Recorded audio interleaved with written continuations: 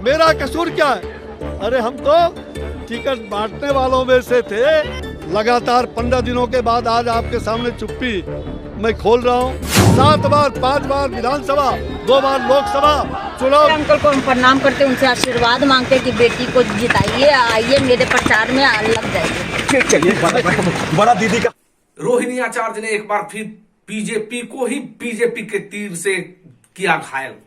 तो नमस्कार, आप देख रहे हैं NS टुडे न्यूज और मैं हूं निर्भय कुमार सिन्हा। आपको बताते चले कि बीजेपी से टिकट कटने के बाद अश्विनी चौबे ने भरी हुंकार और भाजपा से सवाल भी पूछा है और भाजपा को कटघरे में भी खड़ा किया, क्योंकि आपको बताते चले कि बक्सर से बीजेपी के वरिष्ठ सांसद अश्विनी चौबे पटना पहुंचते ही भाजपा पर किया करारा प्रहार और भाजपा को लिया निशाने पर।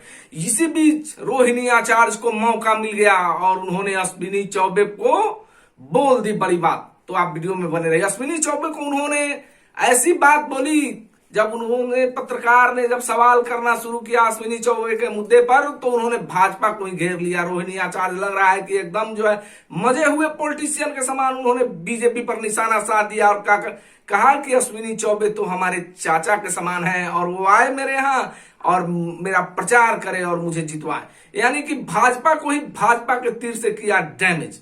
यानी कि रोहिणी का जो यह रूप है, लालू की शेरनी का जो यह रूप है, देखते हुए बन रहा है कि छपरा का जो सारण सीट यह हॉट सीट बना हुआ है और इधर अश्विनी चौबे भाजपा को घेरने का कोई कोर कसर नहीं छोड़ रहे हैं। भाजपा को लगातार निशाने पर ले रहे हैं। उन्होंने सवाल किया है कि आखिर मेरा टिकट कटा तो क्यों कटा और मेरा कसूर क्या था, बीजेपी मेरा कसूर बताए।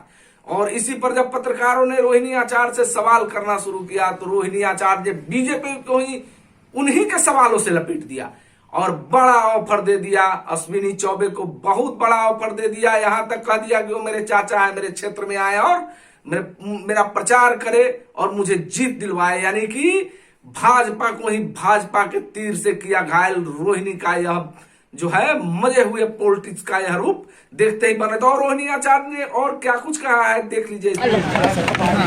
चुनाव प्रचार में भी आज जा रही हैं, क्या माहौल है?